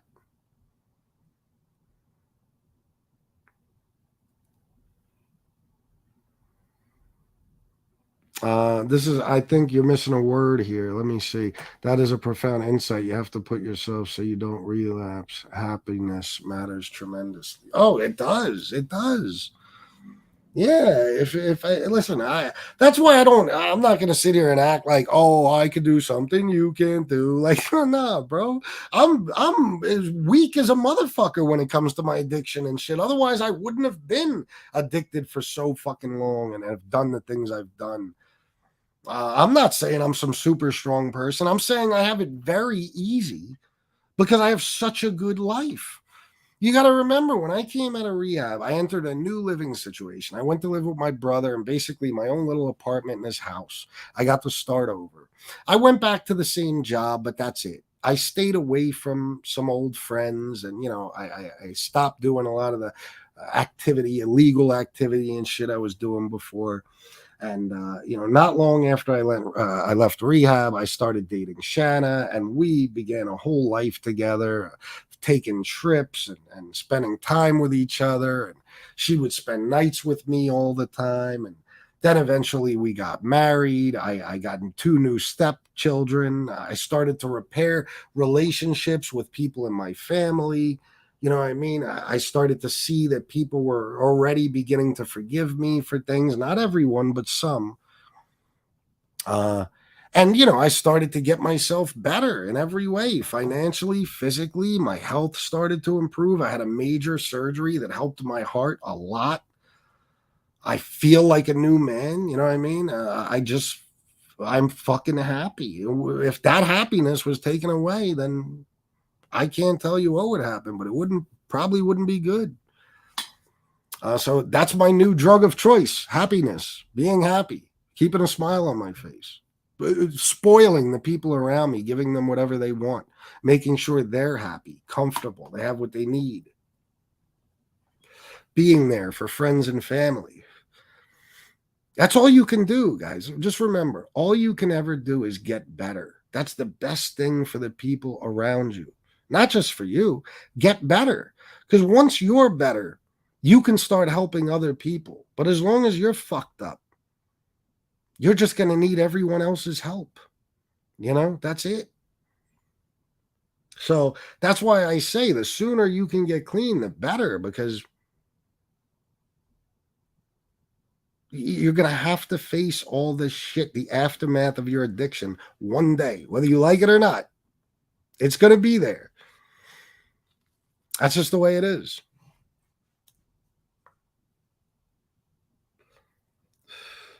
Yeah, I know, Beck, Brooklyn. Yeah, it's a hell of a lot easier at my age than it was then. Thank you, War. Oh, I hear you, bro. I have wife, kids, house, good job, and I hate being sober. Oh, really? Hmm. Yeah. See, I don't know. I just don't feel that way. I don't know. Just saying, be proud of yourself, FPS. I was on Zyban, and I'm not sure what that is to quit cigarettes, but those pills messed with my mood. At least to say I still smoke. Good job on 40 months. It's not easy. Well, thank you for that. Thank you very much. And yeah, certain medications and shit will certainly fuck with your mood and put you in a dark place.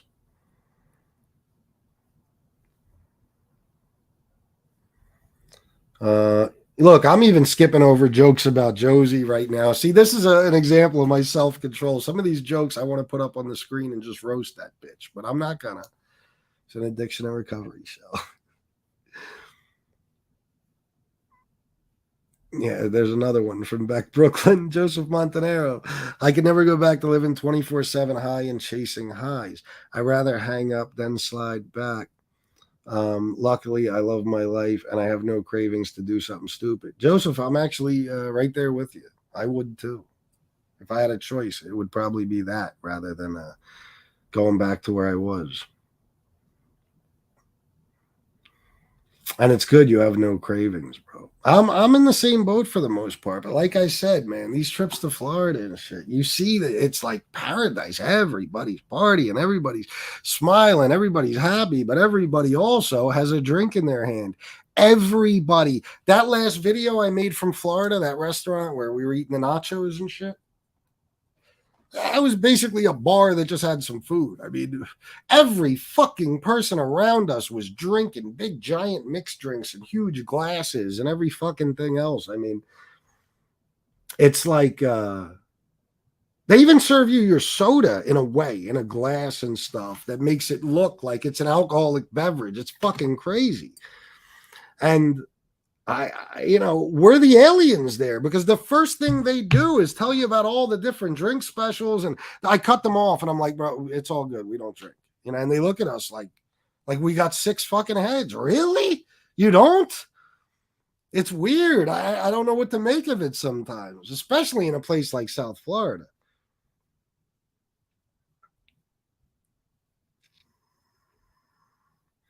FBS, it's hard for me to picture you being like that, really. Well, that's a good thing.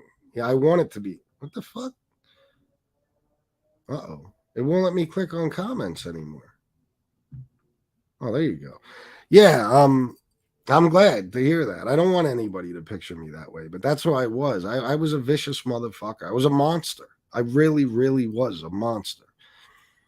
And I'm just glad I'm not like that anymore.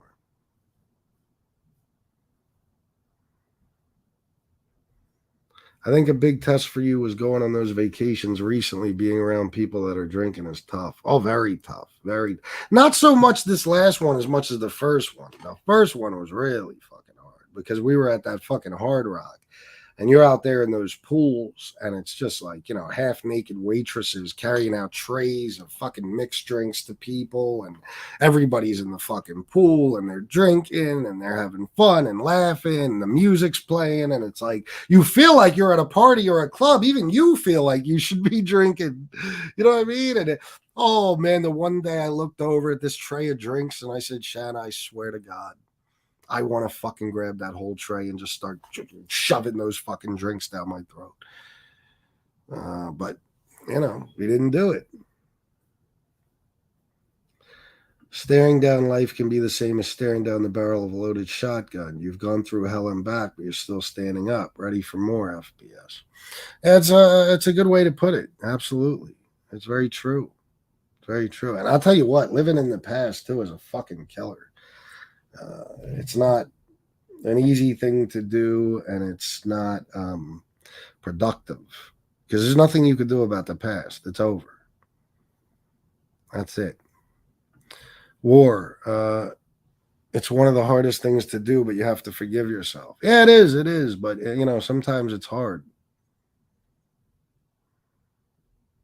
That's actually a good idea, Kaz. That's a good therapy. Yeah, you do. You almost want to make yourself hurt a little bit, to make yourself feel better because it's like, like I said, I look at those bad days that I have, and you guys have seen me on some of those bad days.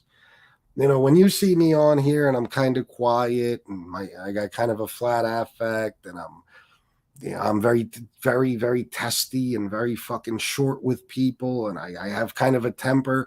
Those are days that most likely I woke up from a horrible nightmare about something terrible I did to somebody I loved in the past, and I'm beating the shit out of myself all day, and I'm fucking thinking about all the mistakes I made and how I should have done better and what potential I had and, things like that. And it fucking puts me, and that's why I tell Shanna sometimes. Shanna will see me in those moods and she'll say, "What's wrong?" She always thinks, your wife or spouse always thinks they did something. It's like, baby, I can't explain it to you. It's what I'm going through in my head. And the best thing for me right now is to just be alone. It's better for you. It's better for me. Because if I'm with you and I fucking snap out, I might say something stupid or I might just mistreat you. And I don't want to do that. So the best thing to do is just go away, spend some time by yourself and try to work through it. Thank you for that, Miss Can't Be Wrong. But yes, again, donations on this show. If anybody wants to donate, that's cool, but totally not necessary. Do not feel pressured to. These shows are about something else. Jason Mikesell, $5. Listening to some of what you shared gave me a profound sense of gratitude towards all who helped me through my own struggles in the past. Thank you. Well, thank you for that. Thank you very much. Yeah, it's you got to have gratitude because I look at my mom, for example. I put this poor woman through hell. That's why when people say, "Oh, your mom lives with you, you take care of your mom," yeah, you fucking right. My mom deserves to be pampered and treated like a queen every day of her life. She stood by me through things that most fucking people would have cut me loose a long time ago. Cut anyone loose. That people would have given up. But my mom never gave up on me. She stuck by me. I always say when I was on stage DJing, she was my number one fan. When I was behind bars, she was my number one supporter. She was my mother and my father for a long time. You know what I'm saying? We had our issues, me and my mom, times we didn't get along, stuff like that. Absolutely. Everybody goes through that. But I will take care of my mom every single day that I have the privilege of taking care of her. You're fucking right. And everyone else who stood by me and didn't give up on me and helped me get through this shit and were next to my hospital bed while I was fucking dying and all that other stuff. I'm going to do everything in this world I can to make it up to you and to show you how much I appreciate the fact that you're still in my fucking life. Absolutely. Absolutely. And even if you did give up on me, you know what? I'm going to try. I can't turn back time, but I'm going to try to make up for the things I did. So maybe you bring me back into your life one day. That's it. What else can you do? The problem we all have is that you can't fucking torture yourself in the process. It's the most difficult thing, but you got to get to a place where you just say, you know what? No matter how painful this is, I just have to feel it. I just have to deal with it and take it. And you always got to tell yourself, you had it coming. You did this to yourself. Don't blame anyone else around you. Don't start taking it out on people. Deal with the pain, the self-inflicted pain, as long as you have to, and just hope, or if you pray that things get better. And you know what? They will. Not everything, maybe. But every single day that you're sober, you're going to make progress. I fucking promise you that. Every fucking day, you will most likely be a better person than you were the day before. Every day. I truly believe that. But as long as you're using, it's the exact opposite. Every day that you use, you're doing more damage. You're causing more destruction and pain. And you're making yourself worse by the day. And it's no good. Got 5 years in August. Recovery is possible, and everyone deserves a decent life. Work the steps and recover, people. Well, congrats, Brendan Walsh. 5 years. That's awesome, bro. And yes, it is possible, and everyone does deserve a decent life. Everyone except for like 4 or 5 people on the other side. Casey Robinson, $5. Love the show. I like addiction recovery. I hit my sobriety for 8 years. Let's keep a show for this topic going. Donate, people, if you can. Thank you, Casey, for that. Thank you. But even if people don't donate, I'm telling you, I'm sticking to my word on this. I am going to do these shows at least once a week. And, if it's a rough week, maybe more than that, because they help me too. I just got a lot off my chest, guys. A lot of stuff I've never even said before. So this was because I'll be honest with you, I'm not gonna lie. Today was one of those days that I've been talking about. Today was probably the perfect day for an addiction and recovery show. I woke up in a bad place because of some fucked up nightmares I had, and you know, I wasn't exactly jumping with joy all day. You know what I'm saying? So this is probably a good day for me to do this.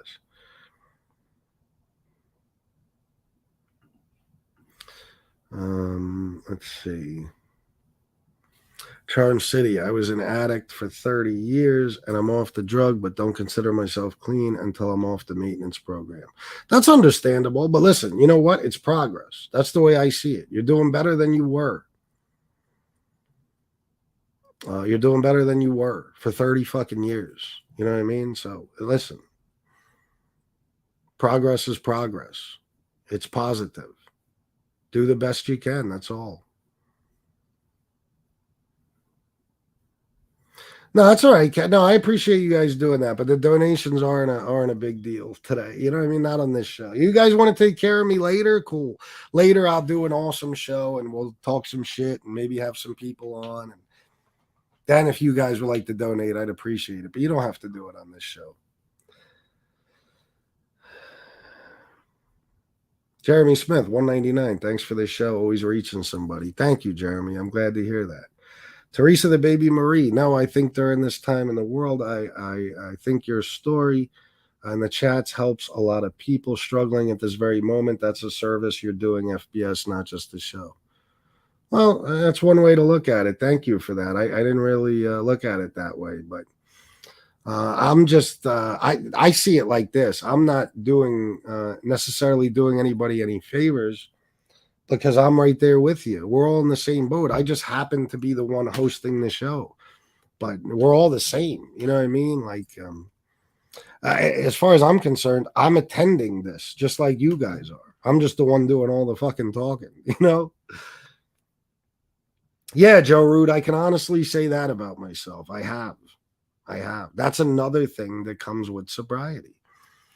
You grow up. You know what I mean? You start to fucking put, childish things aside and think about what's really fucking important. And like, for example, the stupid Gotti thing. You know what I mean? Some things bleed over into your sobriety and you're still trapped in that criminal mindset or drug addict mindset. You look up to the wrong people. You have high opinions of low people, whatever it may be. Your head is still, and I think that happens. I think that it takes time for your brain to heal and maybe for even some development to begin again, and the longer you go functioning with a clear mind, the more you learn, the more wisdom you gain, and the more you start to gain new interests and see things in a new light. That's a good way to see it. Like, I'll give you an example. Last night, I started thinking, I don't remember what got me thinking, but I started thinking about all this criminal shit that's fucking glamorized and glorified on here and everything else romanticized. It's just nuts. The guy who's done the most time is the realist. How many murders did he commit? How many guys did he shoot? Well, how long is his record? How many felonies do you have? And that gains you credibility and shit. It's fucking weird. It's the bizarro world. But last night I was thinking about my old lifestyle and I was thinking, like, I never used to see it this way. I used to say that, like, drug dealers, you're not necessarily bad people. You're just, and to an extent, yeah, I don't go all out and say, oh, if you sold drugs, you're the scum of the earth. Not necessarily. There's a lot of different things there that determine something like that. What are you selling? Who are you selling it to? Certain things. Like, if you're selling marijuana or even cocaine, it's quite different from selling fentanyl. You know what I'm saying? Things like that. But no matter what, the realization I came to, and I was even thinking about it last night, is that you're not helping. You're doing something bad. You're adding to the problem. Even if it's not drug dealing, any crime you're fucking committing, you're making things worse. Not just for yourself, for people around you, for society as a whole. So yeah, you get to a point where you start to realize that even though your whole life you've been telling yourself you are not a scumbag for what you're doing, you get to the point where you look back and realize, holy shit, I was. I really was. I was taking advantage of people. I was fucking I was profiting off of their misery. Their misery. I really was. I know it. I can look back at specific individuals and think, holy shit. I used to laugh about how on Friday, not only do I get my paycheck, but I get his too. I used to laugh, never thinking about the fact that, holy shit, this man who's going to spend his whole paycheck with me on cocaine on Friday has kids in the house, has a wife, a family who needs things. They need food in the refrigerator. They need bills paid. But I thought it was hilarious. Yeah, the more money I could get out of a person, the better off I was. And I never thought about them. Now, yeah, are they responsible for their own addiction? Of course. Is it their own fault they're spending that kind of money? Yeah, but they're spending it with you. And for the most part, if you're a drug addict, you're going to get your drugs somewhere. Okay. If I'm not around, you're going to find somebody. But there were specific cases that I'm never going to mention names or anything. Certain clients, if you want to call them, that I had that really did only have me. They couldn't get their hands on cocaine, whether it was because of where they lived or they just didn't know enough people. But I was right there to provide it for them. And that cocaine was destroying their lives. So, yeah, I can finally say now I was a bad fucking guy. I was a bad guy. And now the only thing I could do to make up for it, and it still will never, you can't fix what's broken, but to try to, to at least, I don't know, somehow try to right those wrongs is by being a good person now and doing the exact opposite. You know what I mean? Making sure that you never add to anybody's fucking misery by selling them a poison or something like that, or profiting off of their misfortune or their fucking their addiction, shit like that. You know what I mean? Just don't be part of the fucking problem anymore. Just do what's good for you and your family. And you know what I mean? You might not be able to fix all the bad you've done, but you can stop yourself from doing any more wrong. You know what I mean? From doing any more harm to the people around you and to yourself and to society.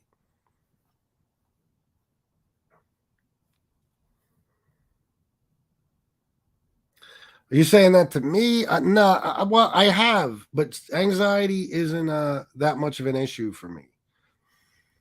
I know people who suffer with it really bad, but for me, it's that much not. It's not that much of an issue. I would say depression is more of an issue than anxiety for me. But I feel for anybody who does, because anxiety can be debilitating, can be torture.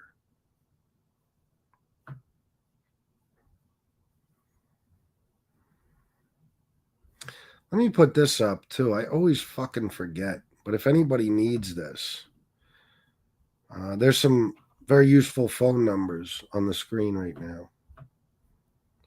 Hurt people hurt people. Think about it. Oh, very true.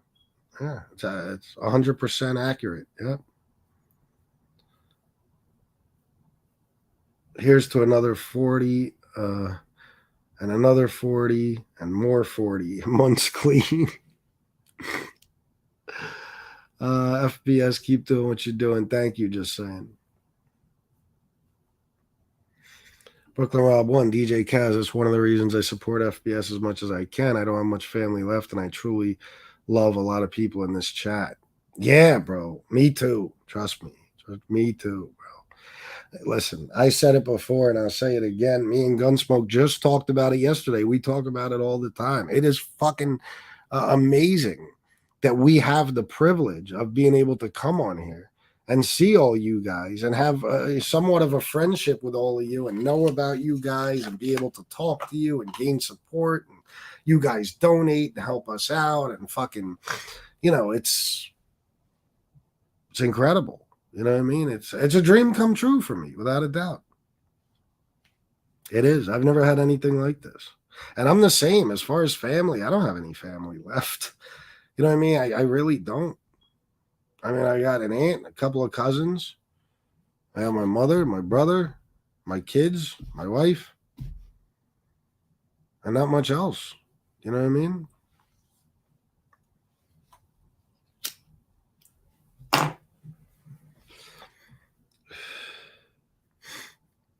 Let's see.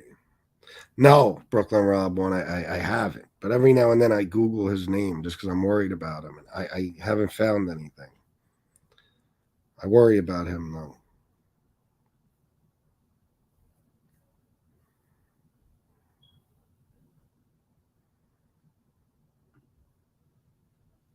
Yeah, I know. Johnny the Greek, you ain't kidding.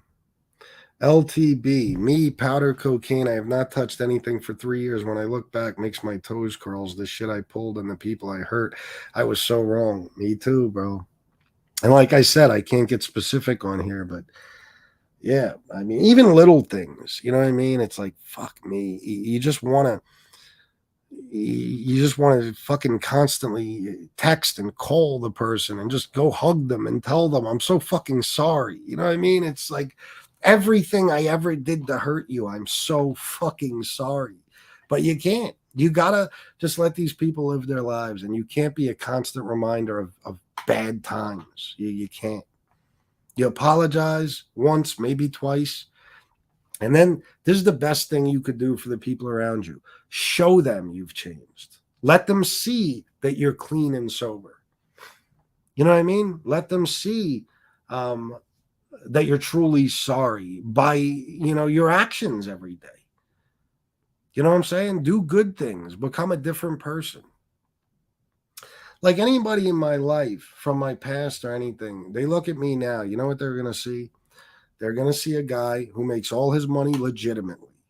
Okay, doesn't break any fucking laws, is a fucking family man 100%, takes care of his mother, takes care of his wife and kids, and it does everything. I help around the house. Listen, I do the fucking grocery shopping. I don't give a fuck, make fun of me for it. I do. I want to make sure we always have everything we need. I cut the fucking grass. I take the trash out. I fucking, you know what I mean? I paint. I do repairs, whatever I have to do around this house to make sure everything is okay for my family. That's what I do. I make things as easy on my wife as possible. My wife works a lot more hours than me, so I don't mind doing shit like that. Going to the fucking grocery store, you know what I mean? Taking care of the pets, doing shit like that. I don't give a fuck. So what? You should. You absolutely should.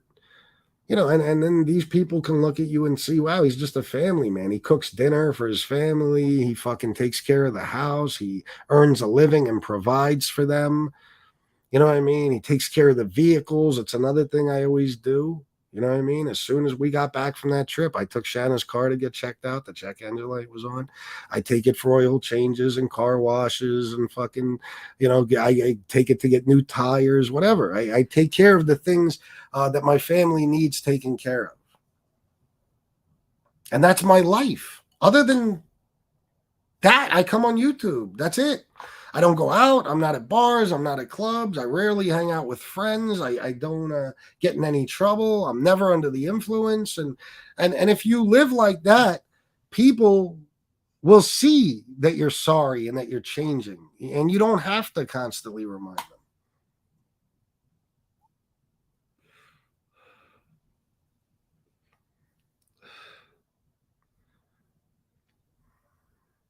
Lefty Guns Pool Hall. Big things coming with Anthony and me. Should be a good show tomorrow. Chris, everyone go sub to his new channel. To Anthony's new channel? Yeah, do you have a link for that, Lefty?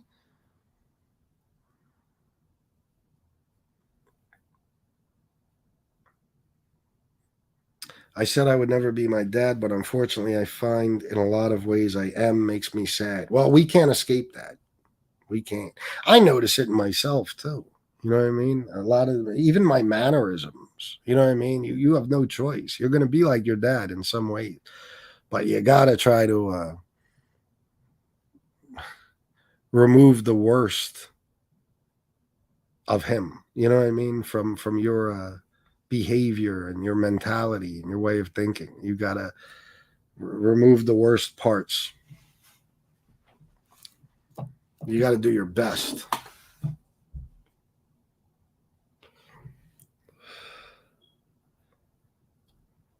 My dad told me my whole life he would never be the kind of father his was. That's how you got to be. You got to fucking learn from. You don't want to put your kids through the things you went through. You know what I mean? JC, you're a nut.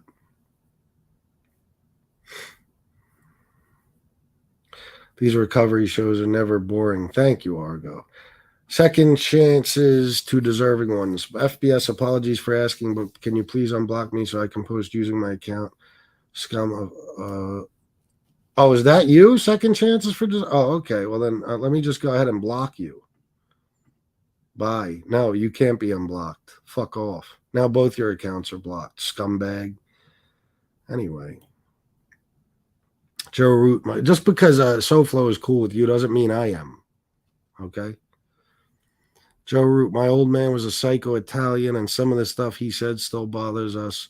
Myself and my brothers try to be the opposite of that. Oh, yeah. Bro, it's true, man. It's true. And listen, my brother got it bad too, man. My brother got it bad. He has a lot of scars, inside and out. You know what I'm saying?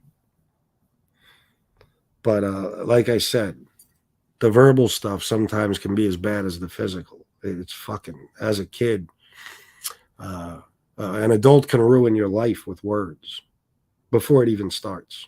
Seriously.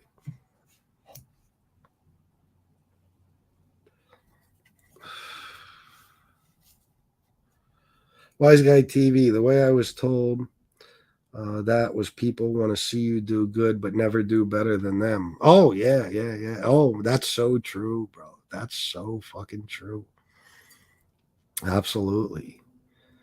Yeah. People have this thing, man, where they feel like as long as you're equal to them or beneath them, you're good with them. But God forbid it ever starts to appear, even in their eyes, that you might be doing better than them. That's when the heat starts. I had a relationship with a woman who, I won't get into too many details, but the better I did, the more successful I became with my business, financially, even my credit score pissed her off. Pissed her off. She didn't want to see that. And a lot of women, I'm gonna be honest, a lot of women like broken men. They do. They like projects. They want to take you and fix you, but they don't want you to get too good. Because once you're doing better than them, now they got to go find a new project. You know, so you got to be very careful. In 2004, 2005, I went away to rehab for vikes, alcohol, blow, etc. My worst mistake was going back to my old job in the party industry. I lasted about a year and change at least. Yeah, well, yeah, that'll do it. Bro. People, places, fucking things, right? Let me just see something, guys. I gotta catch up here. I'm um I'm doing a long show because you guys seem to be really taking something from this, you know what I mean, and enjoying it. So Bill Catolo Jr. sent me a very nice text. Thank you, Bill, if you're listening. Thank you for that. I love you too, man. You know that. Um, I couldn't get that higher power thing either. Nah, it's just not for me. Because you know what? The higher power always comes back to one entity. You know? They could say it doesn't have to be God. It does. All right, Teresa the Baby Marie.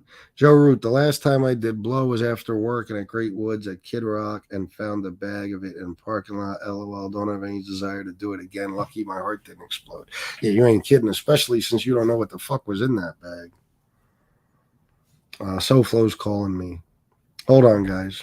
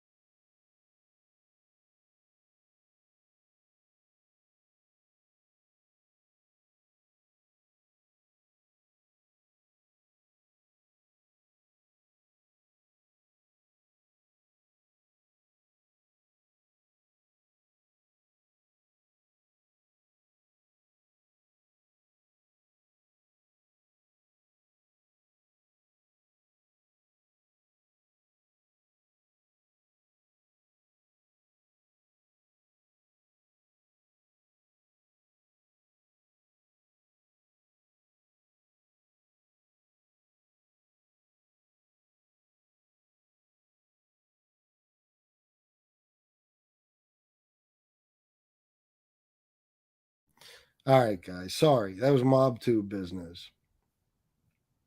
Leaky Mole is the kind of guy who lies to the AA fellowship and gets a speaking role where he laughs at and rubs in the problems of the audience. Yeah, well, yeah, of course. I agree 100%. You can do it without 12-step higher power religion. You just need to be ready to quit and change. You could preach till you're blue in the face, but you till you're ready to quit and never quit. Yeah, yeah, I agree. CNFBS, CFBS is doing good. Oh, okay. Sean Campbell, 9.99. It's good to see happiness, bro. Keep up the good work. You deserve it, bro. Thank you, Sean Campbell. Yeah, I want everybody to be happy. You know what I mean? And it is. It really is good to see people doing well. FBS had a friend who got out of doing the mandatory AA meetings on the grounds he is an atheist, and since they had no alternative from religion, they dropped that mandate. Um, Hold on, let me read that again. Oh, good. Good. They should drop that mandate. Yeah. But like I always said, you don't just have freedom of religion in this country, you have freedom from religion. Okay. So, yeah, they should.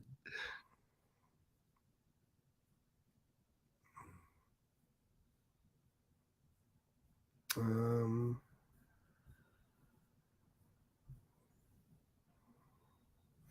I hear you. Overthinking is a problem I have. That's what I should have been using those words because that's another thing that I do constantly overthink.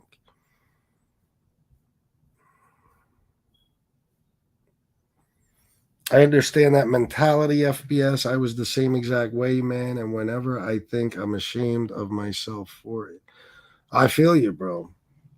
I feel you. That's what happens. You know, you get down on yourself and you start to beat yourself up. But like I said, I don't know if there's any answer. I think it's just something we got to deal with.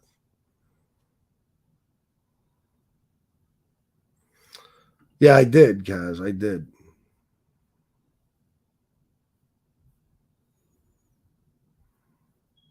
All right, Jason. Have a good day, bro.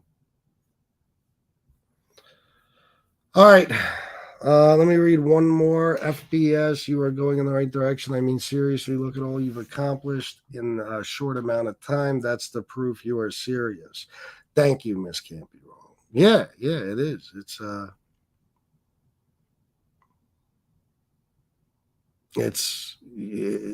like I said, it'll show. You don't even have to talk. Like, listen, there's one thing I learned. If you're calling the people you've wronged, or you're seeing them and you're constantly telling them, look how good I'm doing. You see how much clean time I have, and oh, I'm such a good man now. And they gotta see it. They don't want to hear it because all they've ever been hearing from you is words, words, words, words. You know what I'm saying? That's all they've ever been hearing is people saying, um,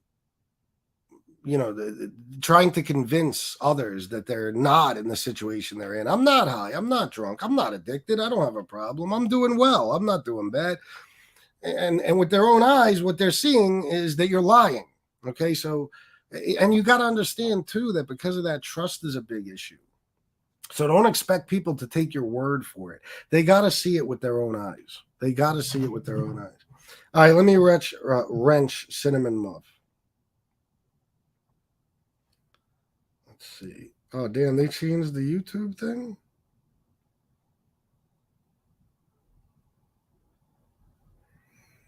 Oh, God. This fucking Mike DeBella shit. Hold on. Where is Cinnamon Muff? I can't fucking find him.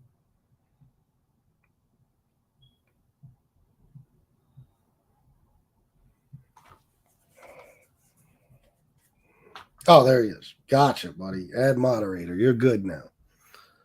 I'm going live after FBS with a surprise guest. Oh, shit. Nice. All right. Well, listen, guys, 2 hours now. 75 people left. I'm going to shut it down. I hope you guys enjoyed this. Remember something, all right, guys? There's nothing you could do to change the past. There's a whole lot you could do to change the future. Just keep doing good. Try to stay clean and sober. keep fighting, stay strong. Don't let anything bring you back to that dark fucking place. If there's anything I can ever do to help any of you guys, you have my email. Some of you have my phone numbers.